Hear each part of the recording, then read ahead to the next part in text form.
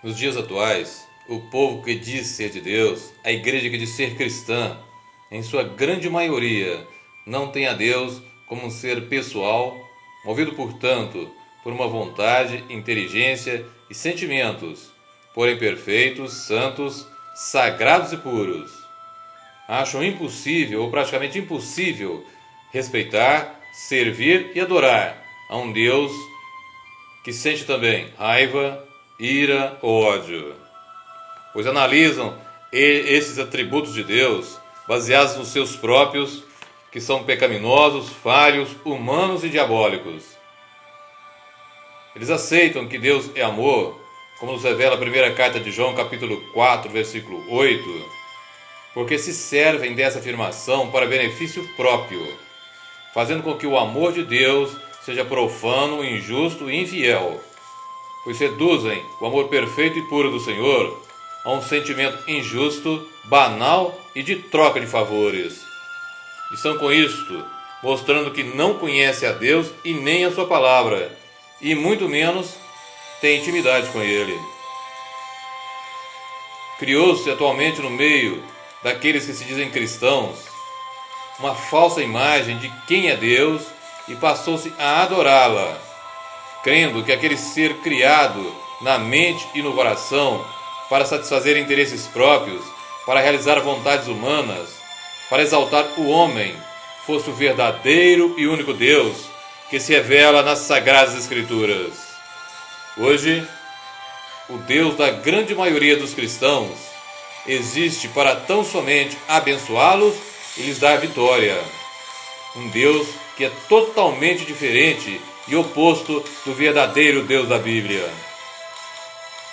Nós escutamos pregações e mais pregações, mensagens e mais mensagens, cânticos e mais cânticos, exaltando a um Deus que na realidade ele não existe. Um Deus que não existe. E a igreja prega e ensina, em sua grande maioria, sobre este Deus que vem suprir as necessidades dela tão somente. Um Deus que ela criou para a sua exaltação e glória. Prega-se um Deus que se submete aos caprichos, vontades e desejos humanos. Ensina-se sobre um Deus que não passa de servo e empregado do homem. Adora-se a uma imagem criada em suas imaginações que nada tem a ver com o Altíssimo Deus. Esse Deus criado está totalmente em função do homem. É um Deus humanista que quer glorificar o homem e não a si mesmo. E com isso, eles batem literalmente com o que as Sagradas Escrituras ensinam. E neste engano permanecem e crescem, porque é mais fácil e cômodo. A palavra de Deus é usada para autopromoção e de tal forma a torcem e interpretam que cometem terríveis e estúpidas heresias.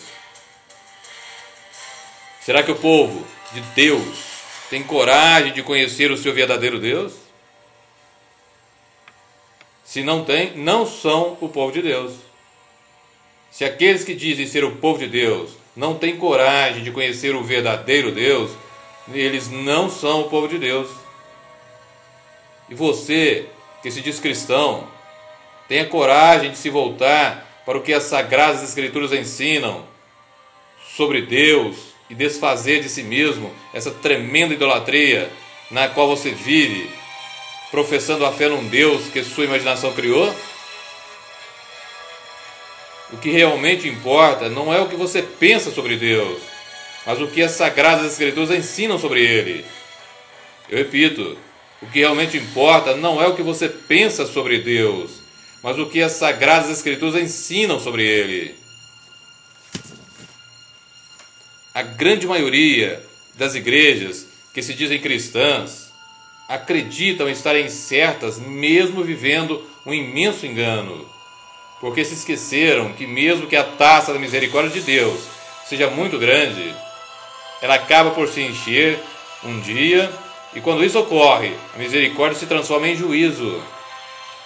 É um princípio de julgamento divino, que quando o pecado de alguém Quando o pecado de uma igreja, de um povo ou de uma nação alcança sua medida máxima, a misericórdia dá lugar ao juízo. E pelo fato de ser imensa a misericórdia do Senhor, e não estarem vendo hoje o juízo de Deus sobre si, essas pessoas não creem em um Deus vivo que tem na base de seu trono o juízo e a justiça, como nos revelam o Salmo 89, versículo 14 e o Salmo 97, versículo 2. Esqueceram-se que a palavra de Deus diz que Ele é Pai, mas que é também juiz, e que entregou todo o juízo a Jesus, conforme nós lemos no Evangelho de João, capítulo 5, versículo 22, e no livro de Atos, capítulo 10, versículo 42. Evangelho de João, capítulo 5, versículo 22. É Jesus falando. E também o Pai a ninguém julga, mas deu ao Filho todo o juízo. Essas igrejas, seus pastores e membros se esqueceram de que, para que Deus perdoasse o homem, a sua justiça teve que ser satisfeita primeiro com o sacrifício de Jesus. Para que Deus perdoasse o homem, a sua justiça teve que ser satisfeita primeiro com o sacrifício de Jesus. Não sabem que as Sagradas Escrituras têm muito mais referências à ira e ao ódio de Deus do que ao seu amor e compaixão. O fato de que Deus é lento em irar-se, conforme as Escrituras nos ensinam, como por exemplo em Êxodo capítulo 34, versículo 6, Neemias capítulo 9, versículo 17 e Naum capítulo 1, versículo 3, tem dado à maioria dos que se dizem cristãos uma falsa segurança, pois diante desta maravilhosa forma de agir do Senhor, estes falsos cristãos acreditam que o Senhor está aprovando tudo que falam e fazem. E por que ocorre isto? Porque não conhecem a Deus verdadeiramente, não conhecem a sua palavra, não dependem dele e muito menos têm intimidade com ele, como eu já afirmei antes. Bastaria ler a continuação do versículo, tanto em Naum como em Êxodo, por exemplo, que encontrariam as Escrituras ensinando também que realmente Deus é lento em se irar, mas não tem o culpado por inocente. Deus é lento em se irar, mas a segunda parte diz, não tem o culpado por inocente. O verdadeiro Deus da Bíblia é um Deus zeloso, que toma a vingança contra aqueles que se opõem à sua palavra e ao seu reino. E ele, com certeza, lhes dará um pagamento justo pela sua iniquidade e pelos seus pecados. Os que persistem em viver na iniquidade ou no pecado, fazendo do errado o certo, acabarão como objetos da ira divina. Veja o que nos ensina nesse sentido a carta aos Romanos, capítulo 11, versículo 22, e a carta aos Hebreus, capítulo 3, do versículo 12 ao versículo 14. Romanos 11, 22. Considera, pois, a bondade e a severidade de Deus. Para com os que caíram, severidade, mas para contigo, a bondade de Deus, se permaneceres na sua bondade. Caso contrário, também tu serás cortado. A última frase. Caso contrário, também tu serás cortado. Hebreus capítulo 3, do versículo 12 ao versículo 14. Vede, irmãos, que nunca haja em qualquer de vós um coração mau e infiel, para se apartar do Deus vivo. Antes, exortai-vos uns aos outros todos os dias, durante o tempo que se chama hoje, para que nenhum de vós se endureça pelo engano do pecado. Porque nos tornamos participantes de Cristo, se retivermos firmemente o princípio da nossa confiança até o fim. Repito o versículo 14. Porque nos tornamos participantes de Cristo, se retivermos firmemente o princípio da nossa confiança até o fim. Na carta aos Romanos, capítulo 12, versículo 19, e na carta aos Hebreus, capítulo 10, versículo 30, o Altíssimo Deus reclama para si o direito de exercer vingança. E na carta aos Hebreus, capítulo 10, versículo 30 e 31, nós vemos uma declaração ainda mais abrangente sobre a vingança do Altíssimo Deus. Hebreus 10, 30 e 31. Porque bem conhecemos aquele que disse: minha é a vingança, eu darei a recompensa, diz o Senhor. E outra vez, o Senhor julgará o seu povo. Horrenda coisa é cair nas mãos do Deus vivo. Repito o versículo 31. Horrenda coisa é cair nas mãos do Deus vivo. Nas Sagradas Escrituras, quando o Altíssimo Deus se apresenta e fala ao seu povo, ele diz que ele é santo e que, portanto, o seu povo também deve ser. É o que nós lemos, por exemplo, em Levítico capítulo 11, versículo 44, e na primeira carta de Pedro, capítulo 1, versículos 15 e 16, onde nós lemos o seguinte: mas como é santo aquele que vos chamou, sede vós também santos em toda a vossa maneira de viver, porque está escrito: sede santos, porque eu sou santo. Repito o versículo 16, porque está escrito: sede santos, porque eu sou santo. O mais alto chamado do cristão é para ser íntegro, é para ser justo, puro e santo. Pois justiça e santidade são fruto da salvação e elas são inseparáveis. E é necessário também que se compreenda algo sobre os atributos de Deus. Não existe um atributo de Deus mais perfeito que o outro. E, portanto, a ira, a vingança e o ódio de Deus são tão perfeitos e puros como o seu amor, como a sua bondade e também como a sua compaixão. E se Deus ama imensamente, da mesma forma e intensidade, ele se ira, exerce vingança, juízo e também odeia.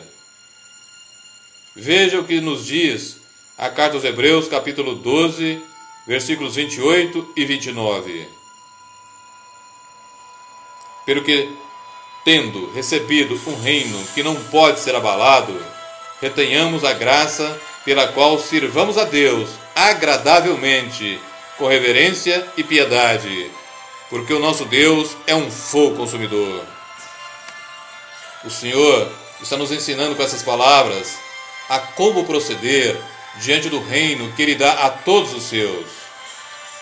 Não podemos perder, deixar escapar a graça de Deus, e através dela nós devemos servir a Deus de maneira agradável, com muito respeito, temor e piedade. E no versículo 29, o autor da carta aos Hebreus nos dá a resposta de por que devemos agir dessa forma, ou seja, retendo a graça de Deus, para servir agradavelmente, com muito respeito, temor e piedade, ao afirmar categoricamente: porque o nosso Deus é um fogo consumidor. No Evangelho de João, capítulo 16, versículos do 8 ao 11, Jesus, se referindo ao Espírito Santo e sua missão fundamental, nos diz: e quando ele vier, convencerá o mundo do pecado e da justiça e do juízo.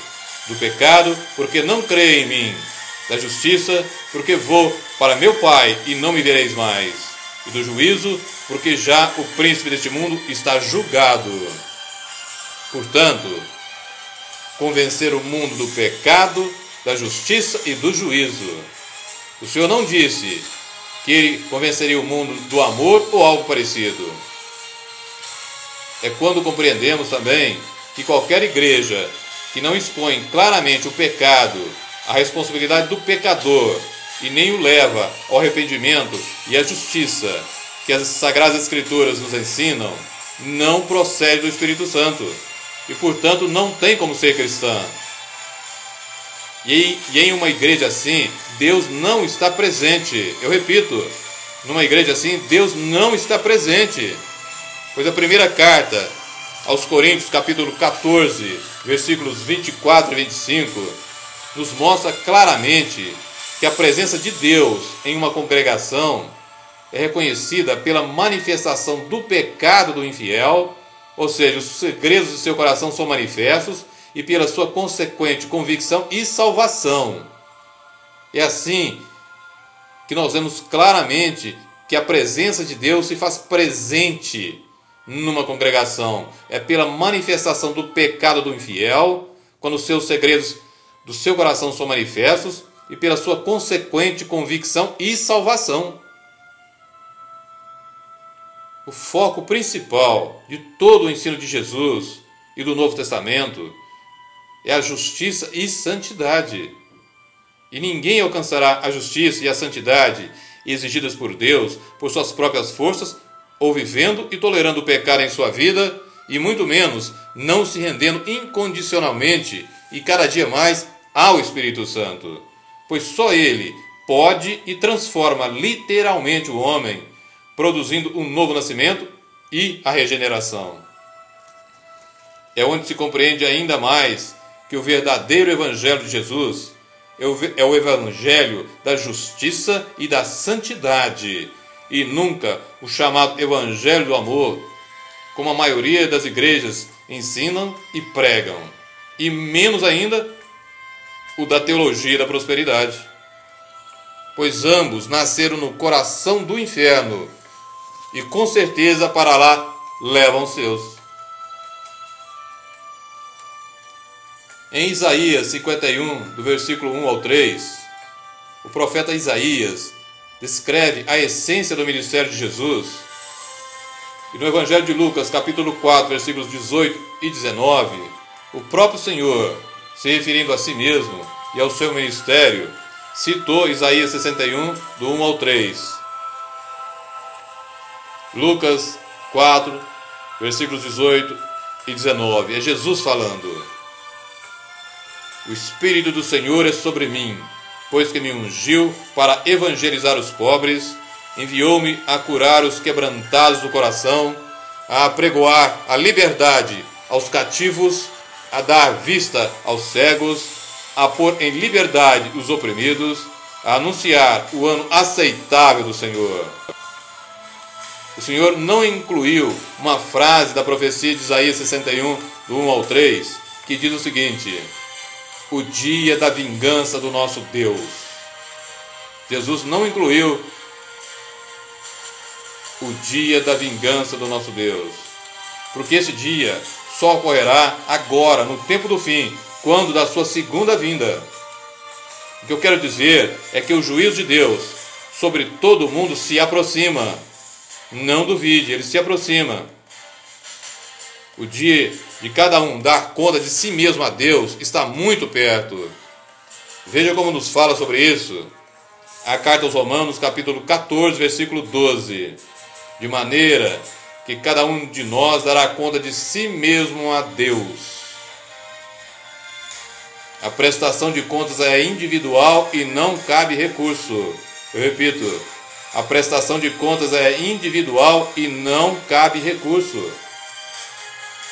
Aproxima-se o dia de Hebreus 4:13, onde nós lemos o seguinte: e não há criatura alguma encoberta diante dele. Antes, todas as coisas estão nuas e patentes aos olhos daquele com quem temos de tratar. Eu repito, e não há criatura alguma encoberta diante dele. Antes, todas as coisas estão nuas e patentes aos olhos daquele com quem temos de tratar. Você não terá que tratar com seu chefe.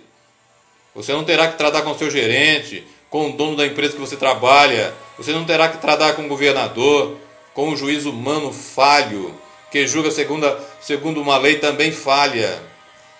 Mas você terá que prestar conta ao Senhor dos Senhores. Você terá que prestar conta ao Rei de todos os reis, ao Deus Todo-Poderoso. Você terá que prestar contas e de tratar com o Senhor dos Exércitos, com o juiz de todos os juízes. Você terá que tratar com aquele que julga segundo a sua reta e perfeita justiça, e que tem em seu livro tudo anotado. Você terá que tratar com aquele que te conhece infinitamente mais que você mesmo. Aquele que é eterno e perfeito em tudo. E nada da sua ou da minha vida passará em branco diante dos olhos daquele que tudo vê. Creia nisso que eu digo agora e abra o seu coração. O julgamento da eternidade se aproxima e te espera. Você está preparado? O julgamento da eternidade se aproxima e te espera. Eu repito novamente e te pergunto mais uma vez: você está preparado?